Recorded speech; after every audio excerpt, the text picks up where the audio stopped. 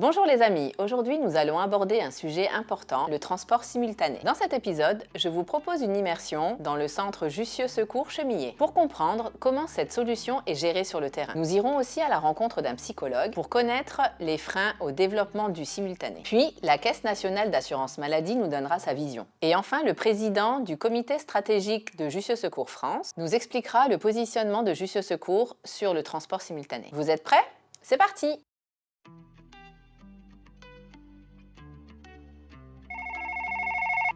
Jussieu Secours Chemillé, Émilie, bonjour. Alors, CHU d'Angers, le 4 décembre à 16h30. Vous avez rendez-vous où précisément? D'accord. Donc là, j'ai bien pris note de votre rendez-vous. Je vous informe également que vous serez susceptible d'être accompagné d'un autre patient ce jour-là. Est-ce que vous avez des contre-indications médicales de votre côté? Pas de contre-indications, c'est parfait. Eh bien, vous serez prévenu la veille du transport de notre heure de passage. C'est noté, monsieur. Bonne journée. Donc le but de la planification du lendemain, c'est de regrouper les missions avec une certaine cohérence sur le lieu de soins et puis sur les lieux de prise en charge de nos patients. Là, en l'occurrence, j'ai deux patients qui ont rendez-vous dans le même hôpital à un quart d'heure d'intervalle et qui habitent à 5 km d'écart. Donc on va forcément regrouper les missions pour ne faire qu'une voiture, pour ne faire qu'un transport. Oui, bonjour, Jussieu Secours Chemillé au téléphone. Je me permets de vous appeler, monsieur, concernant votre rendez-vous pour demain matin. Je voulais vous prévenir que pour votre transport sur le CHU, il y aura une autre personne avec vous qui a également rendez-vous au CHU. D'accord, parfait. Au revoir.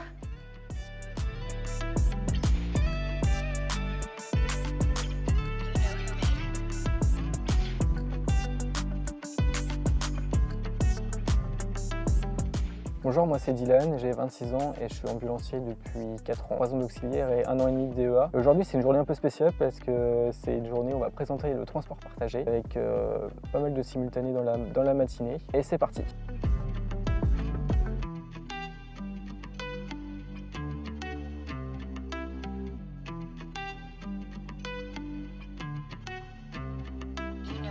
Alors moi, ça me dérange pas du tout. Au moment d'avoir une autre personne à côté, puis je trouve ça normal. Je trouve ça normal, vu les circonstances qu'il faut. Je vais pas parler d'économie, mais bon, faut. Ouais, non, ça me dérange pas du tout.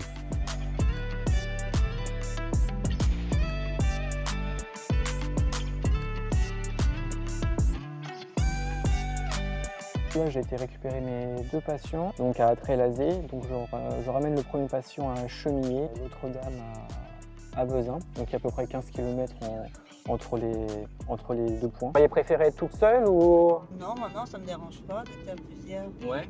Oui, ça me dérange pas du tout. Hein, mais... Bonne journée, au revoir monsieur. Est-ce que vous voulez que je vous aide?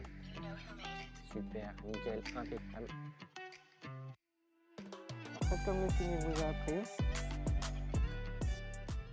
Je suis allée à la rencontre de Madame Juliette Usureau, psychologue auprès des personnes âgées, pour comprendre quels sont les freins dans la tête d'un patient et savoir comment les lever. Et aussi, recueillir les conseils qu'elle pourrait donner à un ambulancier pour mieux appréhender les transports en simultané. Donc je suis Juliette Usureau, je suis psychologue. Donc les freins qu'on observe les plus souvent, c'est plutôt des freins qui vont être individuels et assez émotionnels. Ce qu'on va retrouver, ça va être la peur de perdre en confort ou de perdre en intimité, donc avec la gêne qu'il peut y avoir à partager un espace assez clos avec des gens qu'on connaît pas, ou une appréhension également à ce qu'il y ait des informations un petit peu médicales ou un petit peu plus individuelles qui puissent être partagées par l'ambulancier par exemple. Et puis il peut y avoir une peur de perte de confort avec une mobilité, par exemple quelqu'un qui a une mobilité réduite et qui aura un petit peu un espace plus réduit dans le véhicule. Ce qu'on retrouve aussi, c'est la peur de tout ce qui va être des contagions, des maladies dans un contexte un peu de post-épidémie et chez des personnes qui peuvent être immunodéprimées également. Il y a également aussi beaucoup de peurs qui sont remontées par rapport à la logistique, le fait qu'ils ne soient pas à l'heure à leur rendez-vous, que ça rallonge leur temps aussi de transport pour rentrer chez eux. Alors il y a deux solutions qu'on peut mettre en avant aujourd'hui. C'est avoir une meilleure information auprès des patients, donc prendre le temps de bien expliquer les intérêts et les avantages que ça peut avoir. Et puis bien réexpliquer qu'il y a quand même un point important sur la ponctualité, sur le respect des informations sensibles ou individuelles. Et le deuxième levier, ça va être plutôt auprès des ambulanciers conseiller, de pouvoir les former pour qu'ils soient sensibilisés à ces freins-là, qu'ils puissent en avoir conscience et puis adapter un petit peu après leur comportement par rapport à ça. Premier conseil, ce serait vraiment que l'ambulancier prenne conscience de son rôle de médiateur lors du transport, c'est-à-dire de pouvoir s'adapter un petit peu aux patients qu'il va y avoir dans le véhicule, donc aux patients bavards, aux patients qui va être trop curieux, aux patients qui va être angoissé par exemple ou anxieux. Et puis son rôle, ça va être aussi d'instaurer un petit peu un climat de confiance et un climat qui sera propice à l'échange et à la communication pendant le trajet pour permettre aussi que ce soit un meilleur moment qui se vive pour tout le monde. Et tout ça, ça va se faire dans un échange cordial, respectueux et puis poli. Et puis le second conseil, ça peut être aussi sur l'installation dans le véhicule. Donc, si on veut favoriser le confort, il peut y avoir un patient devant et un patient derrière en fonction des dépendances physiques du patient. Ou alors, si on veut favoriser une communication, à ce moment-là, on met les deux patients derrière pour qu'ils puissent échanger plus facilement. Merci à elle pour son intervention. Mais qu'en est-il de la vision de la Caisse nationale d'assurance maladie ? Transport partagé, c'est un sujet que l'assurance maladie porte depuis des années. Les dépenses remboursées de transport augmentent chaque année de manière très importante. En 2023, plus de 6 milliards d'euros ont été dépensés pour rembourser les patients de transport sanitaire. Et ce sont des dépenses qui sont très importantes. Dans un contexte économique difficile, et vous le savez, avec une pression assez forte sur les dépenses de la sécurité sociale, on a souhaité promouvoir le transport partagé pour réaliser des économies dans le secteur sanitaire. Ces économies, elles ont été possibles grâce à l'ensemble de la profession, des transporteurs qui se sont engagés avec nous, avec l'assurance maladie, à augmenter le taux de transport partagé sur l'année. Le transport partagé répond pour nous à 3 grands objectifs. Le premier, vous l'avez compris, donc réduire les dépenses d'assurance maladie. Le deuxième, qui est tout aussi important, c'est finalement, avec un nombre de véhicules constant, réussir à transporter de plus en plus de patients vers des lieux de consultation de ville, vers l'hôpital. Enfin, le troisième enjeu, qui est pas non plus à négliger, c'est l'enjeu environnemental. Faire du transport partagé, c'est aussi réduire l'empreinte carbone des transports sanitaires en France. On a aujourd'hui 20% des trajets en VSL qui sont du transport partagé et qui ont permis de réaliser des dizaines de millions d'euros d'économies grâce à l'investissement des ambulanciers sur le terrain. Pendant aujourd'hui, on est encore loin de l'objectif cible qu'on s'est fixé et loin d'ailleurs de ce que peuvent faire d'autres pays européens. Pour rappel, 1% de transport partagé en plus en France, c'est 2,5 millions d'euros d'économisés pour notre système et qu'on peut réinjecter dans de la tarification, notamment pour les entreprises d'ambulance. Comment faire finalement pour aller encore plus loin ? On travaille évidemment avec l'ensemble de vos entreprises pour apporter un modèle économique incitatif, mais on travaille aussi, et j'ai envie de dire presque surtout, avec les établissements de santé, les établissements hospitaliers, pour mettre en place des logiques de parcours, des salons d'attente et une logique de rendez-vous et de prescription qui permettent de prendre en compte justement cet enjeu de transport partagé. Et on travaille aussi avec les patients pour inciter les patients à accepter ce transport partagé.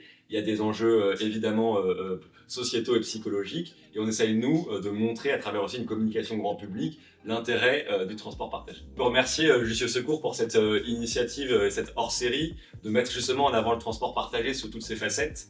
Ça montre aussi le côté responsable de l'ensemble des entreprises, notamment Jussieu Secours, en comprenant l'impact sociétal, l'impact économique et l'impact écologique que peut avoir le transport partagé. Et c'est finalement dans tous ces gestes quotidiens et l'énergie qui est mise dans les entreprises et chez Jussieu Secours qu'on va réussir à atteindre collectivement les objectifs. Enfin, pour connaître le positionnement de Jussieu Secours France, je suis allée interroger Roland de Barbentane, président du comité stratégique. Le transport partagé, c'est essentiel. Déjà, on a réussi à monter en puissance depuis 3-4 ans. C'est incroyable, hein. On monte à plus de 20% de transport partagé. Malheureusement, on se rend compte que quand même, à un certain niveau, on plafonne. Donc il va falloir se réinventer encore. Mais c'est monter en puissance, c'est significatif et ça fonctionne.